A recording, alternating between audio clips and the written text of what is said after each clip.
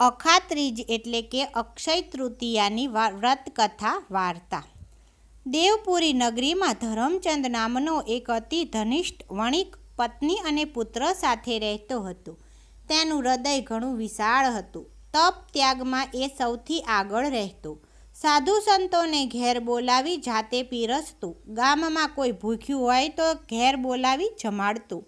રોજ સવારે ગાય કૂતરાને ખવડાવતો અને સાંજે કીડિયારું પૂરતો. ધરમચંદની આ ધર્મ ભાવનાથી ખૂબ પ્રસન્ન થયેલા પરશુરામ એક દિવસ સાધુ વેશે આવીને પધાર્યા.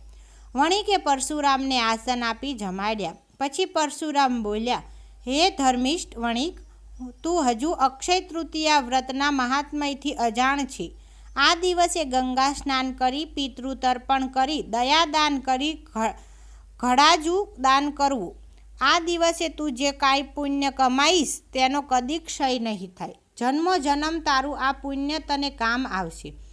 અક્ષય તૃતીયા વ્રતનો આવો અપૂર્વ મહિમા સાંભળી ધરમચંદે તરત આ વ્રત કરવાનો દ્રઢ સંકલ્પ કર્યો.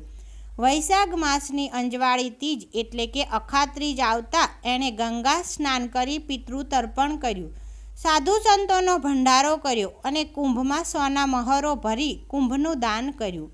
બ્રહ્મ ભોજન કરાવી મોં માગી દક્ષિણા આપી સર્વ સમૃદ્ધિનું દાન કર્યું. ધરમચંદની પત્ની વિલાસવતી પતિને દાન કરતો જોઈ મનોમન ધૂંધવાતી રહી, પણ કાંઈ બોલી શકતી ન હતી. સર્વસ્વનું દાન કરી ધરમચંદ પૂર્ણ શ્રદ્ધાથી પરશુરામની પૂજા કરી. જવના રોટલા ખાધા અને આખો દિવસ પરશુરામના ગુણગાન ગાયા. આ વ્રતના પ્રભાવથી એની સમૃદ્ધિ વધવા માંડી. એ જેમ દાન કરતો તેમ એની સમૃદ્ધિ બમણી થતી હતી. આ વ્રતના પ્રભાવે બીજા જન્મે ધરમચંદનો જન્મ રાજકુળમાં થયો અને સમય જતાં એ રાજા બન્યો. એ જન્મના પણ દાનની ધારા ચાલુ જ રાખી તો પણ એનો ભંડારો ભરેલો જ રહ્યો. દાન ધર્મથી એણે એટલી બધી કીર્તિ પ્રાપ્ત કરી કે મૃત્યુલોકમાં સૌ તેને ભગવાન માની પૂજવા લાગ્યા. મૃત્યુ પછી એ હંમેશને માટે દેવલોકમાં વસ્યો. જ્યારે દાન પુણ્યથી મનોમન બળતી વિલાસવતી બીજે જન્મે ગરીબના ઘેર અવતરી અને જન્મભર વંધ્યા રહી.